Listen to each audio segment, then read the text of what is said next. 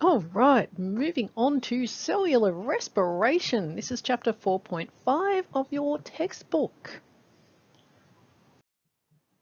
Your key knowledge that you need to know, the main inputs and outputs. So again, that table of what goes in and what goes out, and the locations of glycolysis, the Krebs cycle, and the electron transport chain, including the ATP yield. Now, this is a highly debated topic, but we'll get into this in a minute.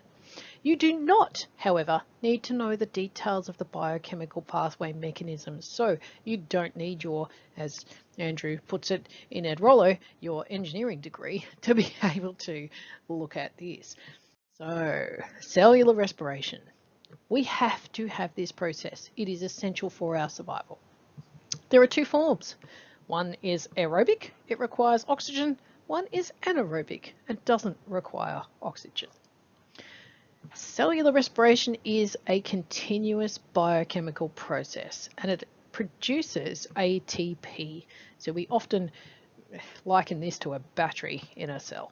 It is the chemical energy required for a functioning cell. ATP stores that energy and it is released when we break the bond of the last phosphate group on the ATP molecule. In most plants and animals, cellular respiration is required to produce ATP and can only occur if oxygen is present.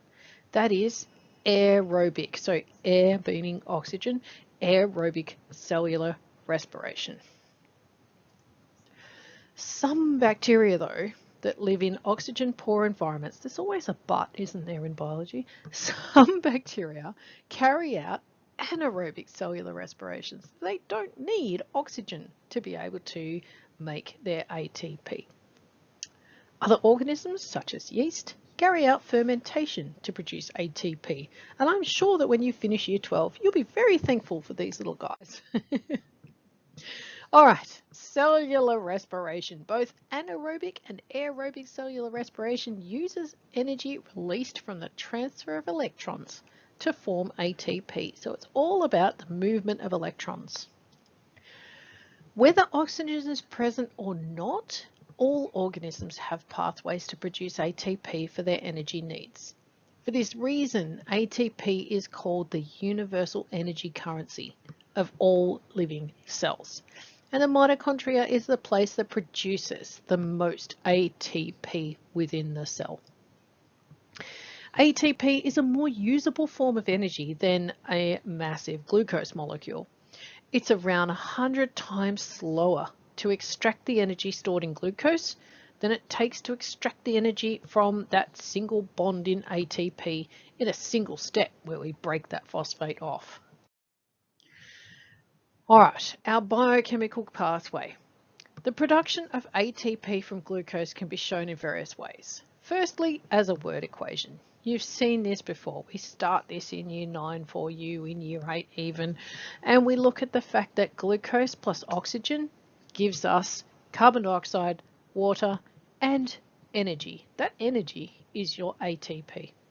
The carbon dioxide is what we breathe out, along with water, because you remember on a cold day, you breathe out this beautiful cloud from your mouth. And you go, oh, look at that. There's fog coming out of my mouth. Well, that's actually water vapor. So that's coming from this reaction. And you're using glucose, so the food that you have consumed that day, and oxygen, which you breathe in, to then generate that energy that powers every single cell in your body every moment of the day. It never ceases. We can show it as a balanced equation. Now we get into some nitty-gritty bits here with this balanced equation. So we have our glucose, C6H12O6. You should know that. If you don't know that, you need to memorize that. This equation here you need to know. So C6H12O6 plus our oxygen, and we've got 6 molecules of oxygen, O2. So in reality, we've got 12 oxygen atoms, but we've got 6 molecules of oxygen gas. In this process, we are changing 30 or 32 ADP molecules and 30 or 32 phosphate molecules into 30 or 32 ATP molecules. Now, I'm deliberately writing or, and I'm going to get to this a little bit later, but just note, I'm deliberately writing or, I'm not putting a dash here. We create 6 carbon dioxide molecules, so 6 molecules of carbon, 12 molecules of oxygen, or atoms of oxygen, sorry. And we've got 6 atoms of molecules of water. My goodness, I'm getting all confused today. 6 molecules of water, and that means 12 actual hydrogen atoms and 6 oxygen atoms. An equation that highlights the total ATP production from cellular respiration is glucose plus oxygen gives us carbon dioxide plus water plus 30 or 32 ATP molecules. Your textbook shows the theoretical value.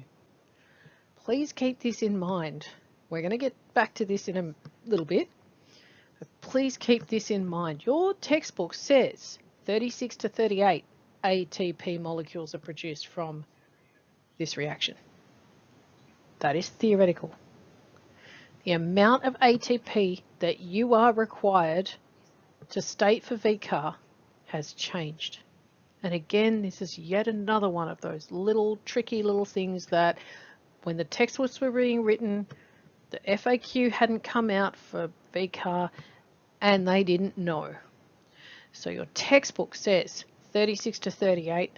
I want you to know you need to write 30 to 32, and you cannot write it as a dash because that means 30 minus 32. So this is where I come in with the or. I do not want you to write the dash. So it needs to be 30 or 32. Pick a number and stick with it. So pick a number. If you want to do 32, stick with 32. If you want to do 30, stick with 30. Pick a number and stay with that number for your exam. Do not write the dash because they will mark you as wrong.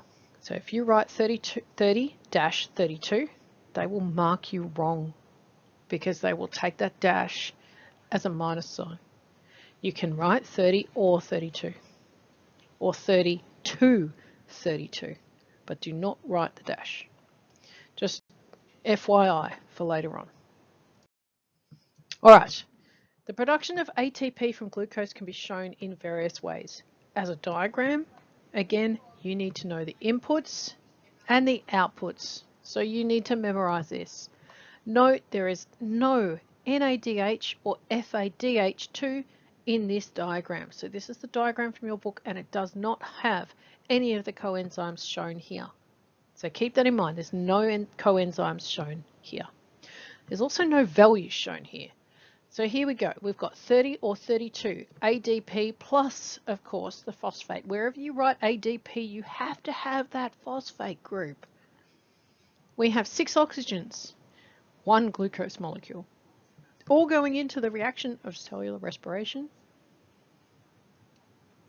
And at the other side, we spit out 30 or 32 ATP molecules. That's our energy source. We have 6 water molecules. We also have 6 carbon dioxide molecules coming out the other end. So you need to know your inputs and your outputs. Now, this is where we come into the theory versus reality. ATP produced by cellular respiration doesn't accumulate in cells. ATP is a very short-term energy supply. It will degrade very quickly. And so we need to use that energy reasonably quickly. And the cell has mechanisms by which it will actually stop that production. And actually, I had a question on that not long back in terms of there are ways that the cell actually stops the ATP production because it can't build it up. If it builds up ATP, the ATP basically falls apart. It cannot hold that energy for long. It can't store that.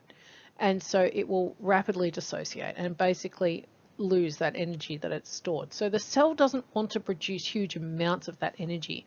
So it can actually prevent that from happening by negative feedback. It uses the energy to drive exergonic reactions. So remember we talked about endogonic and exergonic when we were looking at our enzymes. You need to remember these terms. Exergonic means energy is exiting the system. It's generating energy. So like an explosion or something like that, energy is exiting the system. So we're releasing that energy. And by releasing that energy out, ATP is being converted to ADP. It's losing that last high energy bond with that phosphate.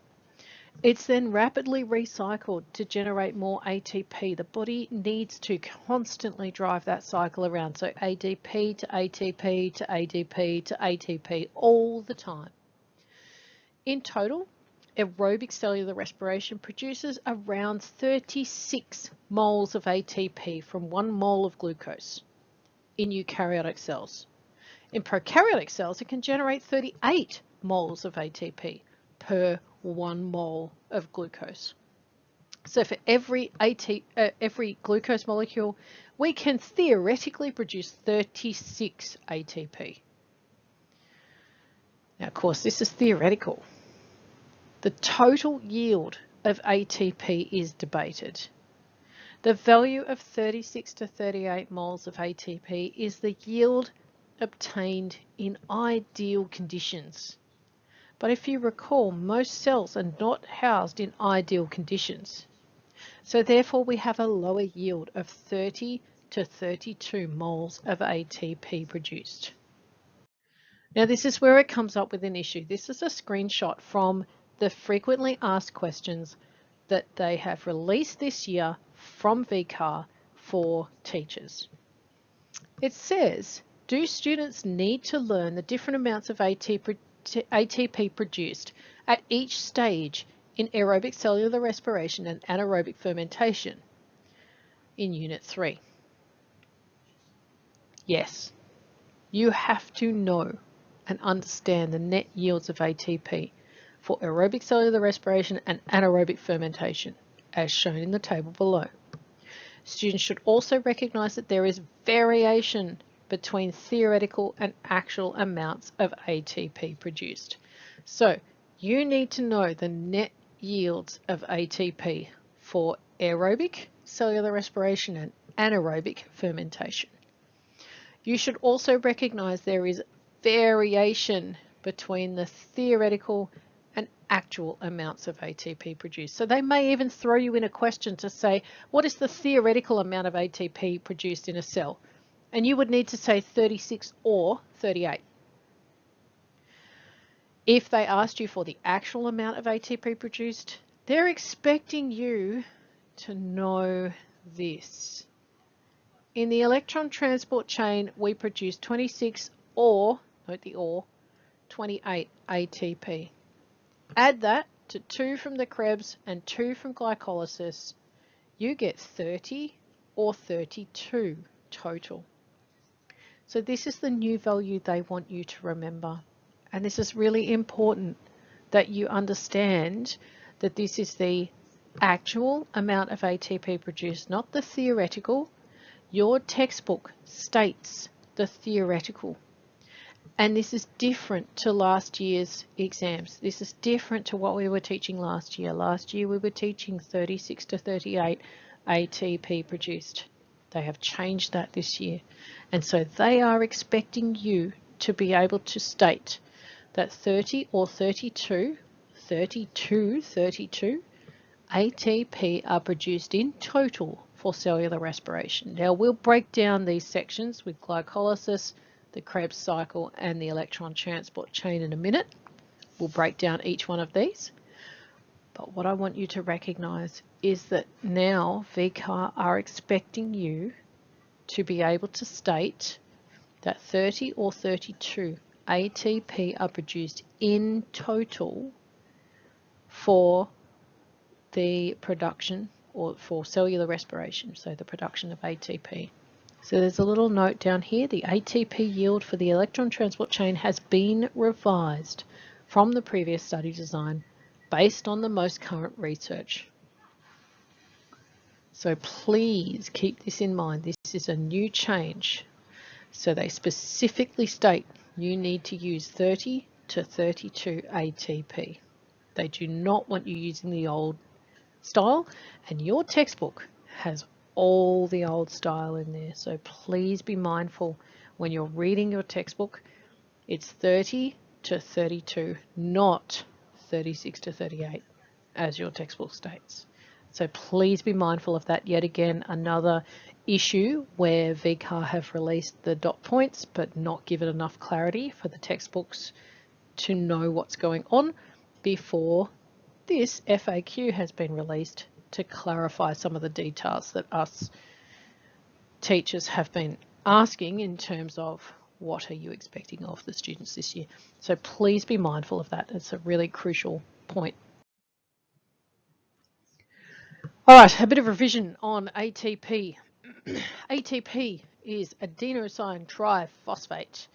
It is actually adenine with extra phosphates on it. So adenine is actually this section here. This is adenine here. And it's got some extra phosphates attached to it, which creates ATP. Now, if it's got the 3, that's tri, T-R-I, triphosphate. If it's only got the 2, then we have diphosphate. So if we have just the 2 of them, we have diphosphate. So we've got 1, 2. So that's ADP, and then ATP has all 3. So you can see here is ADP. So it's only got 2. And here is ATP. Actually, I should draw that as colour in this one instead. Whoops. This one instead, hang. Colour that one, and ADP. So you can see that there's only 2 phosphates for ADP. There are 3 phosphates for ATP, and that last bond there, that's your high energy bond. So that's where we are breaking that bond to release the energy. So it's this bond here. Oh, that was a really bad arrow. Let me redraw that. It is this bond here that we are releasing our phosphate molecule here, and we're breaking that bond to create the energy and release that energy. So it is the short-term, reminder, short-term energy storage of the cell. It's used in cells to perform daily tasks. It holds the energy in that phosphate bond, and it is actually adenine from DNA with extra phosphates added to the end of it. All right, our stages of respiration. There are 3 stages to cellular respiration. The first one is glycolysis. This occurs in the cytosol of the cell. So this will be the first one that we focus on. The next stage is the Krebs cycle, and this occurs in the matrix of the mitochondria. So similar to what we've already looked at with photosynthesis, we're looking at this time at the Krebs cycle. It's also called the citric acid cycle. Means exactly the same thing. Same name, same deal, but just a different name. So Krebs versus citric. So Krebs cycle versus citric acid cycle, same thing. But it's occurring in the matrix of the mitochondria. And then we have the electron transport chain, shortened to ETC. So electron transport chain. And this occurs on the inner membrane of the mitochondria. Now, to be able to understand all of this, we're going to go into the structure of the mitochondrion as well, so as you can see what happens where. A really good way to remember the order of the stages of cellular respiration is to count the number of words in each stage. So glycolysis has 1 word, so that's stage 1. Krebs cycle has 2 words, so that's stage 2. And electron transport chain has, let me add that in, 3 words to it, so that's the 3rd stage. So really cool way of remembering. We've got 1 being glycolysis, 2 being the Krebs cycle, so 2 words, and 3 being electron transport chain, that's 3 words. So we've got each stage there. All right, our first stage, glycolysis. This is where we break down glucose into 2 pyruvate molecules. Now, you've heard the term pyruvate before. We talked about this in photosynthesis a little bit, but here we actually get into the nitty-gritty of what's actually happening. We have 2 ADP and PI molecules generate 2 ATP molecules, and we have 2 NAD, which pick up a hydrogen and generate 2 NADH molecules. It begins with the input of glucose, the 6-carbon sugar molecule, and ends with 2 3-carbon molecules known as pyruvate. We can also call those pyruvic acid. It happens in the cytosol. You need to know that. It happens in the cytosol of the cell. This is where the enzymes are present for this particular reaction. So you need to know that glycolysis occurs in the cytosol of the cell. It does not occur in the mitochondria. It doesn't require any oxygen. There is no oxygen in this diagram below. It doesn't require any oxygen, so therefore it's an anaerobic exergonic reaction because it's releasing energy. You can see there's ATP generated, so it's release of energy. It results in the net yield. I say net yield because we actually use 2 ATP molecules in the process, and we actually generate 4 ATP, but our net reaction is 2. So we're going to look at this in a little bit more detail in a minute. So we actually use 2 and produce 4. So our net reaction gives us 2 ATP molecules from glycolysis. So we need to know a net yield of 2 ATP molecules from glycolysis. So 1, we need to know glycolysis occurs in the cytosol of the cell. And 2, we need to know it produces a net of 2 ATP molecules. All right, so net 2 ATP molecules. So there's our crucial information for this one. We also need to know that we produce 2 loaded NADH molecules. Remember, unloaded is NAD+, loaded is NADH. There's now no more P because we're not looking at photosynthesis, remember. The P stands for photosynthesis. We don't have the P in this one, it's NADH. And the unloaded version is NAD+. They've forgotten the plus on the end there.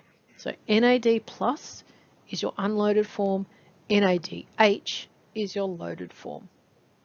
Now NADH also carries electrons with it, and we'll get into this in a minute. Here's another example of glycolysis, and this one's a little bit more expanded. So this here, and again, you don't need to know the inner workings of this. All you need to know is that we have a net generation of 2 ATP molecules, and it happens in the cytosol. So we've got glucose. We need to give it 2 ATP to break it down into fructose 1,6-biphosphate. That fructose 1,6-biphosphate is then broken down further into 2 pyruvate molecules, and by doing so we generate 2 NADH molecules and 2 ATP molecules by 2. So we've got our 2 that we put in and our 4 that we get out, and we've got our 4 that we get out here. So if we go on, we've got, and I love the little battery symbol here, we've got our glucose. We put our glucose into glycolysis. We have to put in 2 ATP molecules, which I love the battery, and we have to put in 2 NAD+ molecules. And again, NAD+, see how this battery is discharged? It's unloaded. I love it. I love that symbol. And so when we've come through glycolysis, our glucose turns into 2 pyruvates. Remember, notice the 3 carbons there. Our 2 ATP put in, we get 4 ATP out, so that's a net of 2 ATP. And we've put in 2 NAD plus and we get 2 NADH. I actually wonder about this, whether that's right. I'll look that up later and check it. All right, our hydrogen. Following the equation shows the breakdown of the glucose to pyruvate. So this equation here shows you the breakdown of glucose to pyruvate. So we've got glucose here and we break it down to pyruvate here. It also includes the loss of 4 hydrogen ions along with their electrons. So we can see here the hydrogen ions here. And the hydrogen ions and their associated electrons are accepted by the coenzyme NAD+. So remember, that's the battery that looks red. So we could just do this little red battery to form NADH+. So we could make this the green battery. So NADH, sorry, not NADH+, it's NADH. So this is our green battery, so our charged, loaded molecule. Some excess hydrogen ions remain. Only around 6% of the total energy is released at this stage, so this is not a very energy efficient process. Just a note, a hydrogen ion, when it loses its electron and becomes a hydrogen ion, so it's a positive ion, which means it's lost its electron, it is literally just a proton. Because a hydrogen ion is a proton with 1 electron. When it loses its electron to become a positive ion, it's actually just a proton. So keep that in mind for later on, that a hydrogen ion is a proton. So that is used interchangeably, and often you'll see proton. You need to realize that proton just means hydrogen ion. Proton, there we go. It's hard to write with a mouse. In our mitochondria, before we jump into the next process, we really need to know the structure of our mitochondria. Without knowing the structure of our mitochondria, it's really hard to understand how things occur. Glycolysis happens in the cytoplasm, remember? So that's separate to the mitochondria. We haven't got to the mitochondria yet. This is the cytoplasm of the cell that glycolysis is occurring in. So remember, glycolysis has nothing to do with the mitochondria. Glycolysis is the breakdown of glucose into the pyruvate molecule, so 3-carbon sugar. And that pyruvate then needs to go to the mitochondria for the next stage. So the Krebs cycle and the electron transport chain both occur at specific locations within the mitochondrion. So mitochondrion is singular, mitochondria is plural. They're too small to see the structure of a mitochondria with a light microscope. You will not find them. So we often look through either a scanning electron microscope or a transmission electron microscope. So that's where we use the SEM, scanning electron microscope, or we use the transmission electron microscope. The transmission is most likely what we will see a mitochondria from, because a scanning will just look at the surface of it. We actually want to see inside. So a transmission electron microscope will show you the structures on the inside of the mitochondria, and that becomes important when you actually look at the structure of the mitochondria and you see inside it. So you can see here there's 2 different representations of our mitochondria. The first one here is a 3D representation, and often they will usually end up giving you something like the colored transmission electron microscope view. So they'll give you something like this in the exam, and most of the time it's black and white. They don't copy your exams in color, that's too expensive. So they will give you a black and white picture of the mitochondria in your exam. So you need to be able to recognize this structure. And you can see here, look at these, loads of little ribosomes attached to them. Look at all the little dots here. So I'm hoping you know what this is. It's not smooth, it's rough endoplasmic reticulum here. Okay, so you need to be able to recognize these structures within the cell. And you can see there's the mitochondria. Inside here is the matrix.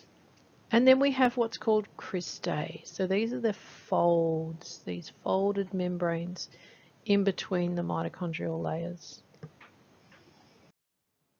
The mitochondria, like the chloroplasts, are surrounded by a double membrane structure. So that's a smooth outer membrane, and it's got a beautifully folded membrane called cristae on the inside of it. Now we can also, if we're looking at the singular, we can call it crista. In between the two membranes is the intermembrane space. So if you have a look in the background of this image of the mitochondria, we're talking about this space in between the two membranes, so this intermembrane space. Now that becomes very important when we start to look at the process of cellular respiration. Within the inner membrane, so inside this lighter orange membrane called the cristae, is a fluid-filled space called the matrix. So in this space here is the matrix. And again, this is a very important area for our cellular respiration. The Krebs cycle occurs inside the matrix here. So this is where the Krebs cycle occurs. And yet our electron transport chain occurs in this membrane. So the cristae membrane, this is where the electron transport chain happens.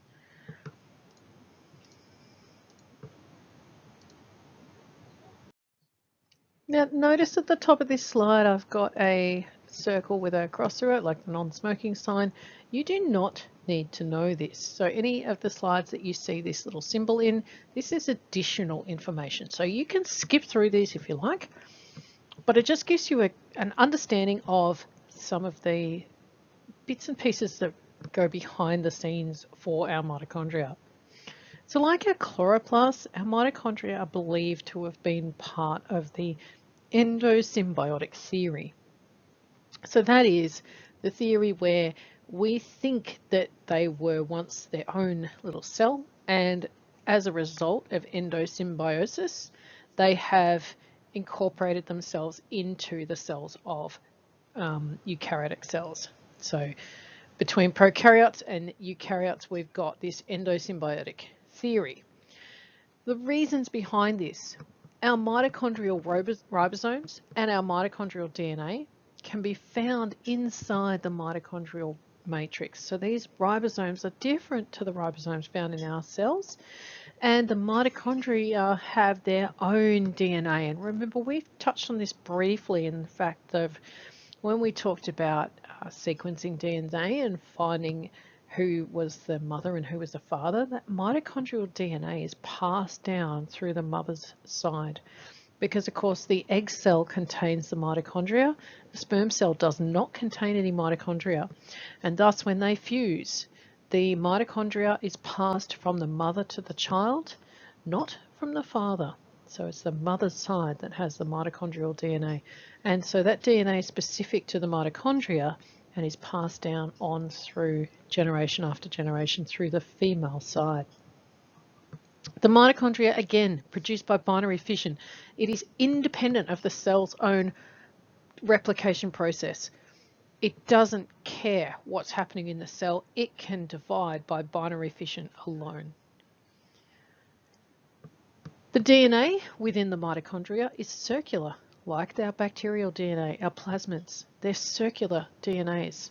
And again, that's different to what we have in our cells. Mitochondrial ribosomes have similarities with bacterial ribosomes. They are not like our ribosomes. They are similar to bacterial ribosomes. All right, our pyruvate oxidation. You do need to know this bit. The little symbol's gone, so you need to know this bit. Before our pyruvate begins its journey through the Krebs cycle, it's oxidized. So before it, out in the cytoplasm here, before it passes into the mitochondria to begin the next cycle, it has to be oxidized. It has to firstly travel from the cytosol across both mitochondrial membranes, so through this one and through this one, into the mitochondrial matrix for the Krebs cycle. This is often shown at the beginning of the Krebs cycle, but in reality it actually occurs just before it. So it occurs out here before it gets to the Krebs cycle. Each pyruvate loses a carbon and a hydrogen atom, forming a 2-carbon acetyl group that's delivered to the Krebs cycle by coenzyme A.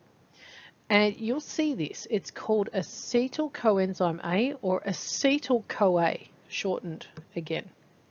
So this is a very unique little part of just before the Krebs cycle occurs.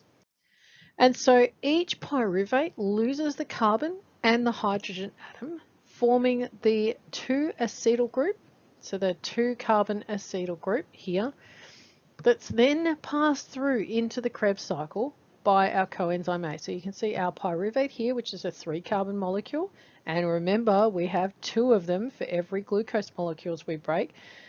We have 2 NADHs produced plus 2 hydrogen ions also produced. So we're breaking that carbon off here. We're also breaking off, we're grabbing a hydrogen from the NADH, and we're also producing hydrogen ions as well. This first stage produces 2 carbon dioxide molecules as well. So this is what we're breathing out. This is our carbon dioxide that we breathe out. So in stage 1, before we even get to the Krebs cycle, after glycolysis occurs, we are already releasing 2 carbon dioxide molecules. We then get to the Krebs cycle, which is also called the citric acid cycle. It's exactly the same thing, but just 2 different names. Goodness knows why. We like to be confusing as biologists. It occurs in the mitochondrial matrix. So in the middle here, you must know where the mitochondrial matrix is. This is the second stage of cellular respiration. So first stage is glycolysis. In between there we have the oxidation, and then we have the second stage of the cellular respiration, which is the Krebs cycle. This is an 8-step cyclic pathway. Each step is catalyzed by a specific enzyme. Now, if you really must know every single aspect of the Krebs cycle, go for it. But you will not need to know any of this for your exam. Although it's an aerobic pathway, oxygen's not actually involved in the Krebs cycle. The oxygen comes into the electron transport chain. So you'll actually see the oxygen there, and it's a crucial part of the electron transport chain. But for the Krebs cycle, even though it's an aerobic pathway, it doesn't actually directly involve oxygen. The 2 acetyl groups from the pyruvate oxidation are the input to this cycle, and they're transported by the coenzyme A, so CoA. Only 2 ATP molecules are produced directly. The main outputs of the cycle are energy-rich loaded NADH and FADH2 coenzymes. This is what you need to know.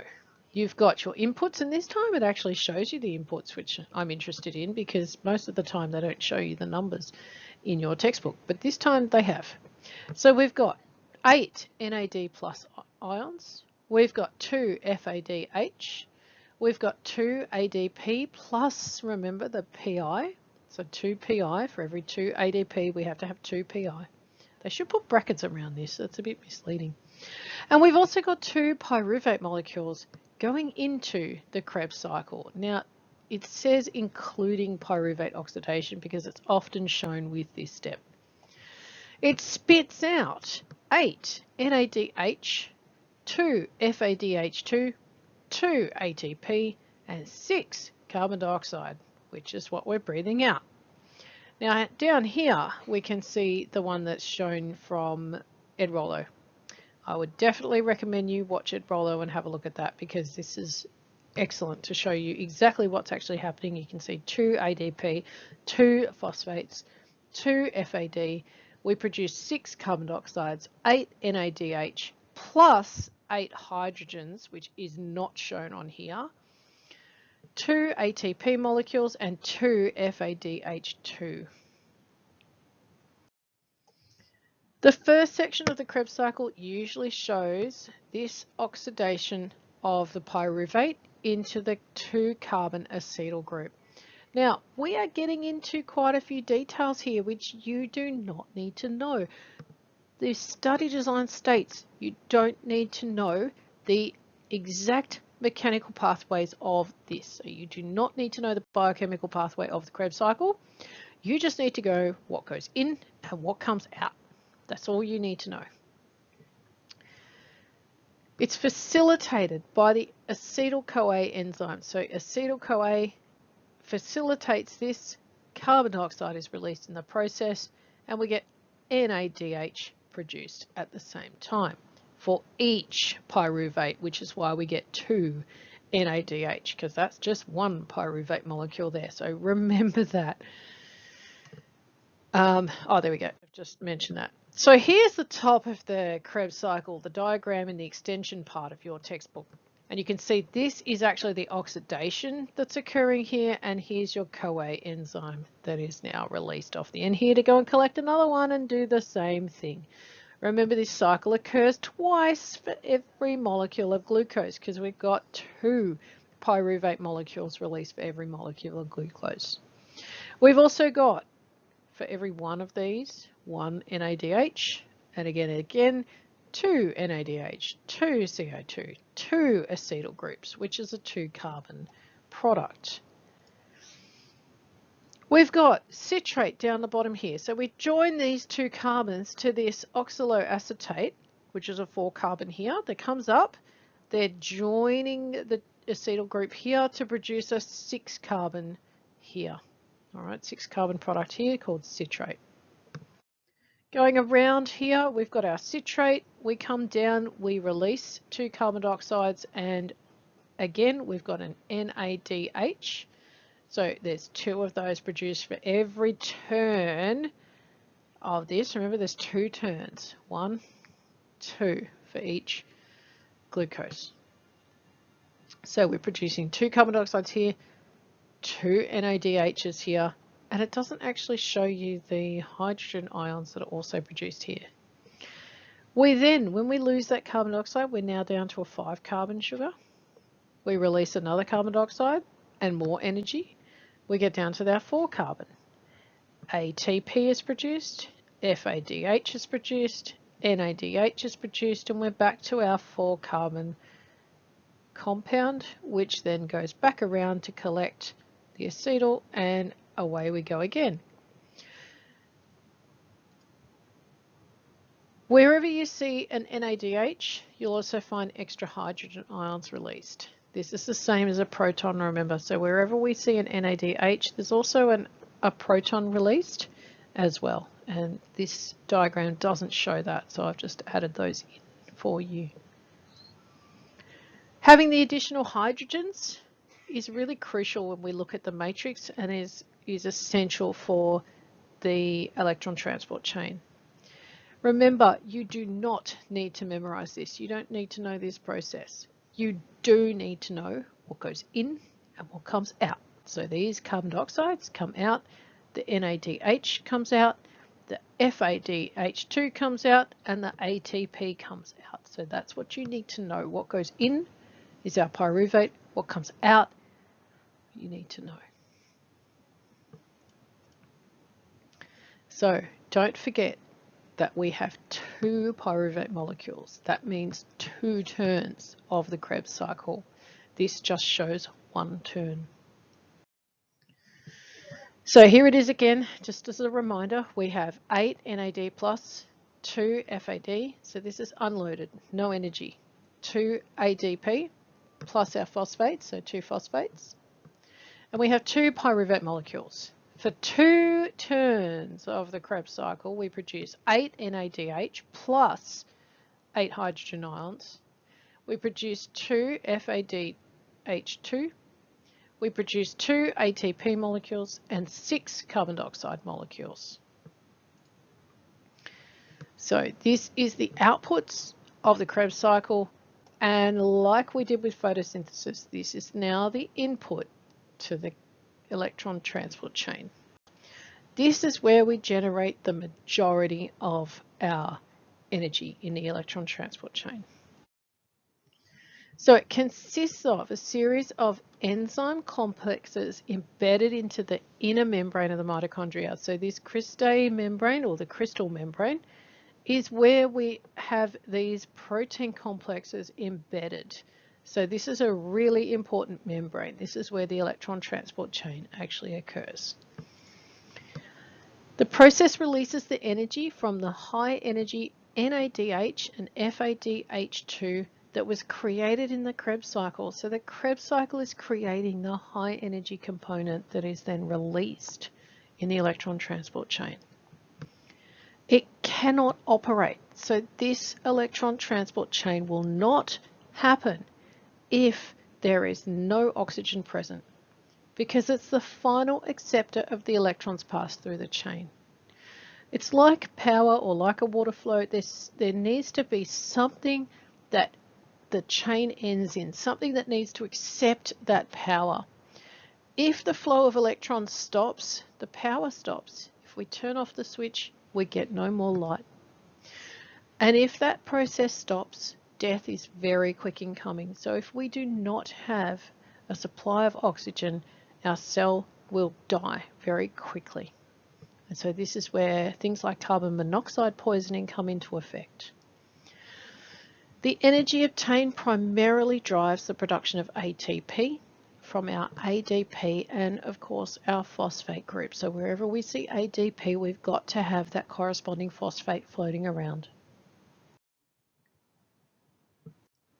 All right, the electron transport chain, we have up here the little circle to indicate that you don't need to know this process here. You don't need to know what's actually occurring in the actual membrane, but I would highly recommend that you have a look at it, or at least a little bit of an understanding about it, so you understand what's going on here.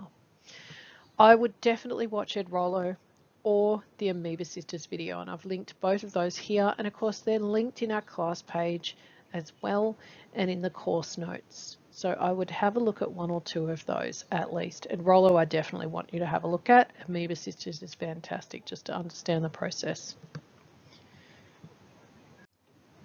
Don't forget, for each turn of the Krebs cycle, we're producing 3 NADH ions plus 3 hydrogen ions. And I've put that in brackets just to make sure that you're aware that there's 3 of each. And we're also producing another one from oxidation. So for one turn of the Krebs cycle, remember we always do 2 for each molecule of glucose, we're producing 3 NADH plus a hydrogen ion and another one from the oxidation. So you can see here the Krebs cycle, our NADH is being produced and our FADH2 is also being produced. So 4 NADH plus 4 hydrogen ions are available. So for both turns of the Krebs cycle, that's 8 available. So that's a lot of NADH plus hydrogen ions available for the Krebs cycle. We also obtain FADH2 from each turn of the Krebs cycle. So that's 2 of them in total as well. The FADH and the NADH and the hydrogen ions are really important for the electron transport chain. Our NADH donates 2 electrons as well to protein complex 1. Now these are, as Andrew says in Ed Rollo, very conveniently named as 1, protein complex 2, protein complex 3, and protein complex 4. We're really original. And so when it donates the 2 electrons to protein complex 1, it loses its hydrogen ion that you can see down the bottom here. So it loses the hydrogen ion and donates the electron to complex 1, and that electron passes over to the next stage. As it donates that electron, it pumps hydrogen ions into this intermembrane space, and this becomes really important. So as the electron moves down through the protein complex, it loses energy as it does so. And it uses this energy to pump 4 hydrogen ions across the membrane for each NADH molecule. So 4 hydrogen ions for each of those NADH molecules. So you can imagine there's a lot of hydrogen ions being pumped across that membrane. Coenzyme Q10, so that's this little cute little guy here, transports the electrons from complex 1 to complex 3. So you can see it transports the electrons to complex 3. In the meantime, FADH2 donates 2 electrons to complex 2 to become FADH and 2 hydrogen ions. But this complex here doesn't transport ions through. You can see it's not an intermembrane protein. It's only on one side of the membrane here. So it doesn't pump hydrogen ions through, but those hydrogen ions move to complex 3, and as the electrons are moved from our complex Q, so coenzyme Q, transports the electrons, so here's our coenzyme Q10, transports the electrons from complex 2 across to complex 3 as well. So complex 3 is getting 2 electrons from this, 2 electrons from this to complex 3. And so complex 3 then uses that energy to pump the hydrogen ions across the membrane. And in the meantime, Cytochrome C, which becomes really important when we look at apoptosis, but they've removed apoptosis this year. Anyway, we will touch on it briefly because it's really important. Cytochrome C transfers those 2 electrons to complex 4, where the chain ends. So complex 4 uses 4 electrons to convert a molecule of oxygen into 2 water molecules. So see how this says half a molecule of oxygen? You can't have half a molecule of oxygen. Of course, that's only one turn. We're talking 2 turns of the cycle. So we're looking at a molecule of oxygen accepts the electrons from here. Now remember how we said if there's no acceptor of electrons, this whole process stops? These electrons cannot flow unless there's something to grab them at the end.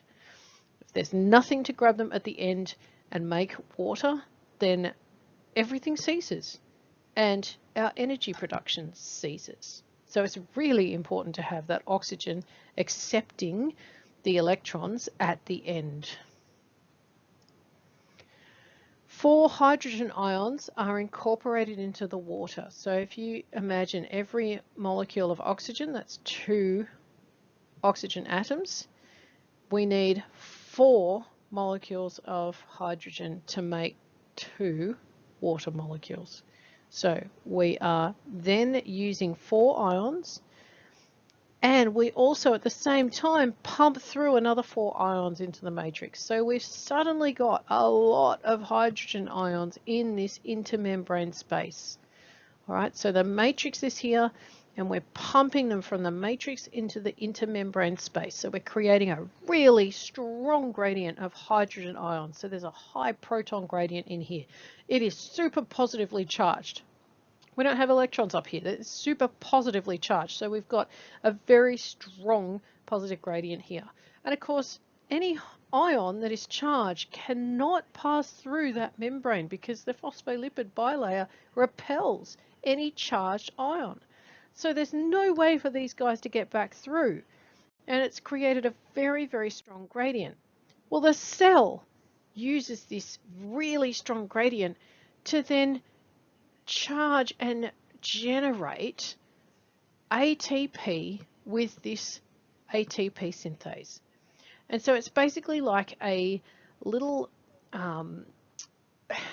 pronged, and if you watch YouTube, and Andrew says it as well in the Ed Rollo, it actually uses the movement of the hydrogen ions back through the membrane space to turn a part of the protein, and it physically joins ADP to its phosphate, physically turning that around to produce ATP. So for every 3 to 4 hydrogen ions pumped through, it'll produce ATP. 3 ATPs are generally made for every 10 protons that flow through ATP synthase. That's why I said 3 to 4. So every 10 protons makes about 3 ATP. There is a lovely little video here that shows you all about it. So if you're wanting to know, here's our ATP synthase and here's the rotating portion of it. Here's our enzyme complexes 1, 2, 3, and 4.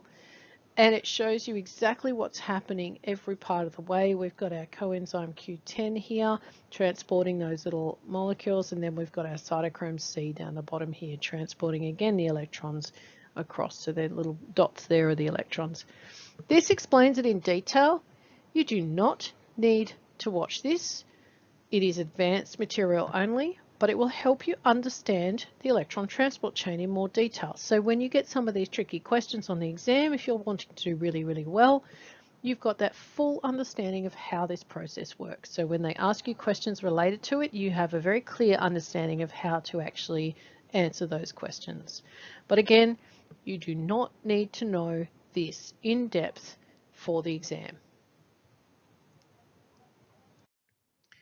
All right, putting it all together, we have, in ideal conditions, 1 NADH gives us 3 ATP.